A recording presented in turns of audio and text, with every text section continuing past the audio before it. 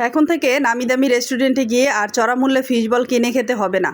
আমার এই রেসিপিটা ফলো করে কিন্তু খুব সহজেই আপনারা বাসাতেই তৈরি করে নিতে পারবেন এবং তৃপ্তি সহকারে খেতে পারবেন। চাইলে আপনারা এটা ইনস্ট্যান্ট তৈরি করে খেতে পারেন অথবা ফ্রোজেন করেও রেখে দিতে পারেন। তো ফ্রোজেন করার পদ্ধতি সহ আরও কিছু টুকিটাকি টিপস থাকছে আজকের রেসিপিতে।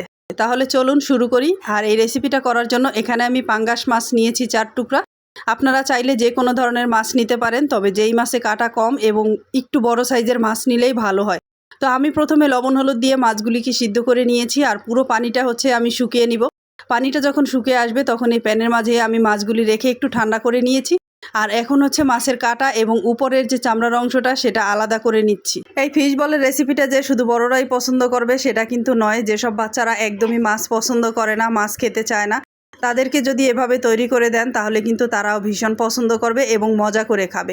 আমার বাচ্চারা তো ভীষণ পছন্দ করে, তাই আমাকে প্রায়ই এই রেসিপিটা করে দিতে হয়।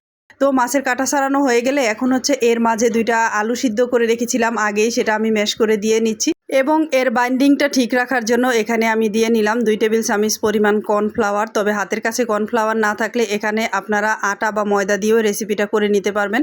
এবং এর সঙ্গে অন্যান্য মশলা হিসেবে যেগুলি দিচ্ছি, এখানে দিলাম 1.5 টেবিল চামচ পরিমাণ আদা রসুন পেস্ট এবং 1/2 টেবিল চামচ পরিমাণ করে ধনিয়া, জিরা এবং গরম মশলার গুঁড়া দিয়েছি। সঙ্গে দিলাম কাঁচামরিচ কুচি এবং পেঁয়াজ কুচি। এর সঙ্গে আরও দিয়েছি 1 টেবিল চামচ পরিমাণ লাল মরিচের গুঁড়া এবং স্বাদমতো লবণ।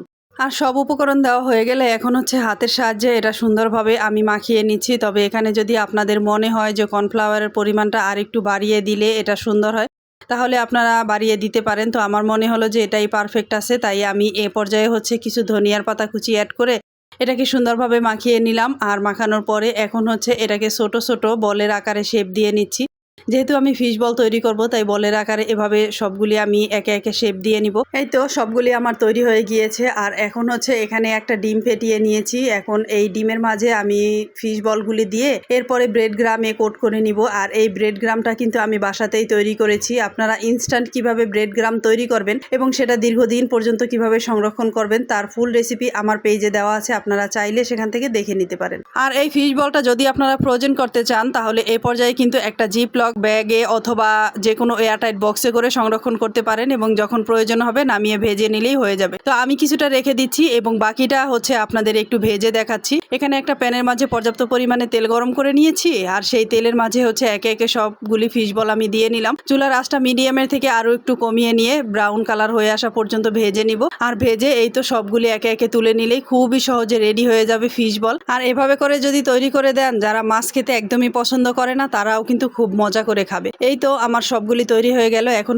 একটা আমি আপনাদের একটু ভেঙে দেখাচ্ছি এর ভেতরটা কতটা বেশি জুসি এবং ইয়ামি হয়েছে। এই তো দেখতেই পাচ্ছেন যে কতটা আকর্ষণীয় হয়েছে এবং খেতেও আলহামদুলিল্লাহ দারুণ মজা হয়েছিল। তো এই ছিল দারুণ মজার একটা ফিশ বলের রেসিপিটা যদি ভালো লেগে থাকে তবে একটা শেয়ার দিয়ে অন্যকে দেখার সুযোগ করে দিবেন। ধন্যবাদ।